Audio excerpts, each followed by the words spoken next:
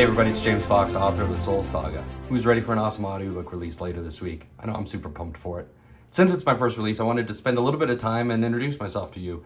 I'm a filmmaker, been doing it for 20 years or so as a writer, producer, and director.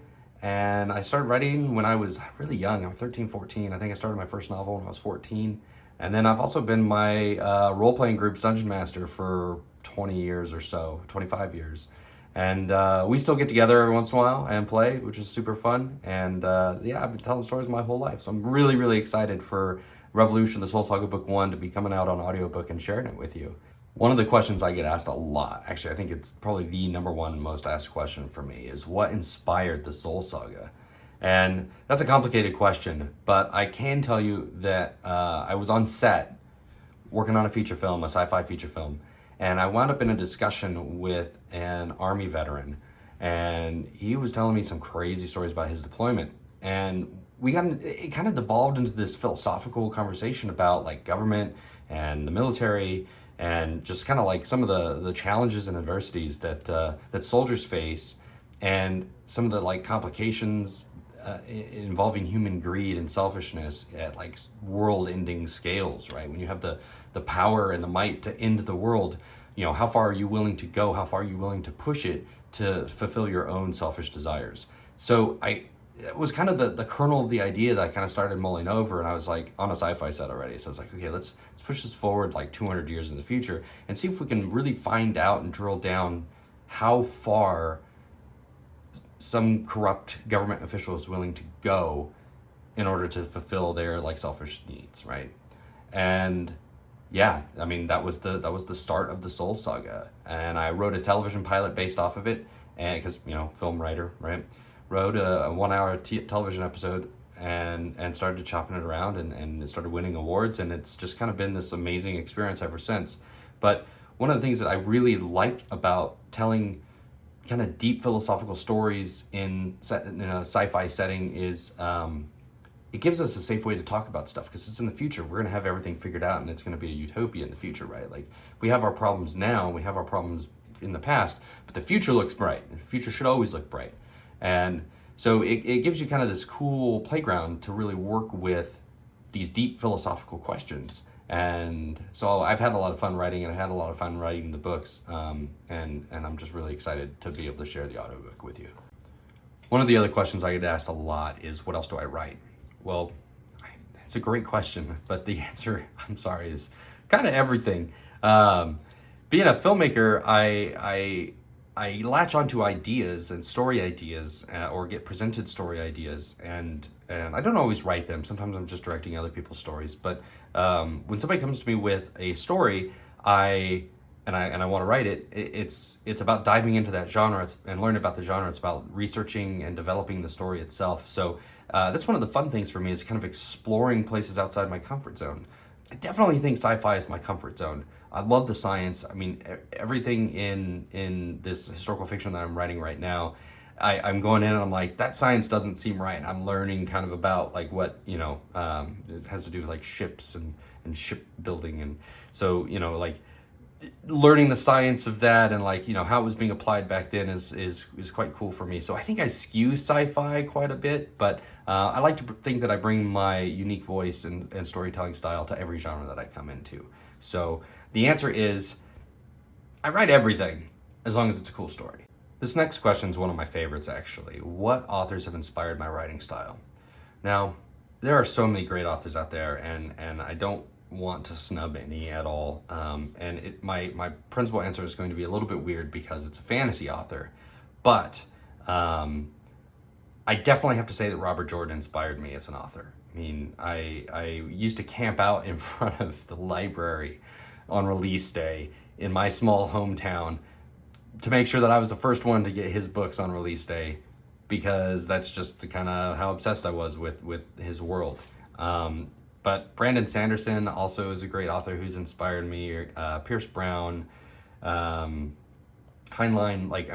you could just go like Frank Herbert. Like, I can list off and rattle off names all day long, but I think the big one that made me want to be an author was Robert Jordan, because the world was a place that I lived every summer, basically. Like, I would get his book, I would sit down on the couch, and I would just not move until that book was done. And I think that was really like kind of the first experience that I had with a book where I was like, I would love to create worlds to inspire people when they read them. I would love to create worlds where the characters in them are people's best friends. So yeah, I mean, I think that it, like, if you had to pin me down and make me pick one of the 50 that I could rattle off, it would be Robert Jordan. All right, so the next question that I get asked a lot, and by a lot of other authors too, is how did it feel to bring this audiobook production together? And like, first, I just working with Leonardo Audio was just amazing. I mean, I was being a filmmaker, you know, I mean, this is something kind of more in my wheelhouse even than writing novels and being an author. So I was a little bit nervous, and I was worried more about me. I think I was like, how hands-on are they going to let me be? And you know what was fun and what was amazing is that, like, the cast is just brilliant. Leonardo Audio did such an amazing and impressive job putting together this just all-star cast. I mean, like, these are all my favorite narrators. I mean, like, all of my favorite narrators are in my book, reading it, and it's great. But I think the thing that I was most impressed with the audiobook production is how amazing the narrators were. Like, they get my cheeky characters. I mean, they really do. I could hear the nuance where they get the like really like subtle jokes that I'm putting in. They get it, and they're emphasizing it, and they're doing it in such a way that it just makes my heart so happy. I mean, the first time I listened to the masters when they came through for my approval, I laughed. I laughed at my own jokes, which made me feel incredibly silly. But just the way they did it, I was like, yes, they got my humor, they got my joke. So really, I just, like, my absolute gratitude. I'm overwhelmed with gratitude for the production of it, because it was just incredible. Like, best job that could have been done was done and exceeded. So just bravo to everybody. Everybody did such a great job. So I love this question. Who's my favorite character in the book? Now, I think it kind of changes day to day, but really the character that I think I enjoy writing the most is Lisa Colt. She has just a way of jumping out of the page at me that none of the other characters really do. I mean, I think I've written a lot of myself into some of the other characters, and people that I know into some of the other characters, and kind of really developed those characters in that way. So they're like my friends, right? I get them, I understand them. But Lisa Colt was a challenge to write initially, and I spent a lot of time kind of developing her unique voice and kind of her background. And I don't know, I think that shines through in the writing. So she kind of pops off the page. It's a little bit different from everybody else. She's younger. She's kind of in a unique situation. She's got a lot of drama surrounding her, but she herself is pretty, like, chill. I feel like most of the other characters kind of make their own problems, where Lisa is kind of dealing with everybody else's problems, right? Like, if she just got left alone, she'd probably be much happier. So, I think that she's my favorite character to write. I really enjoy her chapters, and the other thing that I think is interesting is when I reread her chapters, I'm like, wow, did I write this? I mean, I almost kind of feel like the spirit of Lisa Colt is kind of like coming out and like directing her own stuff. Like, I've found myself sitting back being like, all right, Lisa, all right, I'm gonna trust the process and see where this goes. Let's follow this thread and see what happens. And I'm never disappointed. She always does some really, really cool stuff. So, I think Lisa Colt would have to be my favorite. So conversely, like, what was the hardest for me to write? I think chapter 1, to be perfectly honest. Like, I think I wrote chapter 1 like 10 times.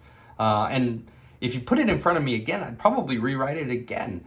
I really wanted to establish Brennan as a character, like page 1. Like, I wanted you to know kind of who and what he was and what he was capable of, because we spend the rest of the novel kind of exploring whether or not that's actually who he is or not, or if that's just kind of the role that has consumed him most of his life.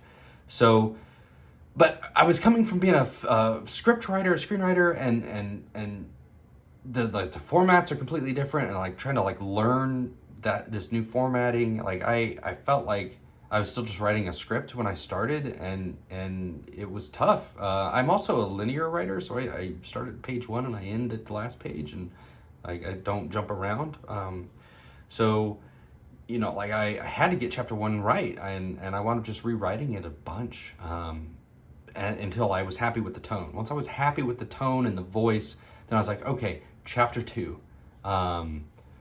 Yeah, so page 1, chapter 1, that was a battle. That was a battle.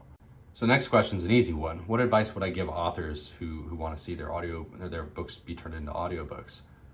Call Leonardo Audio. It would be my advice, because they just did such a great job. But realistically, yeah. I mean, like I don't know that my book would be an audiobook without Chris and his team.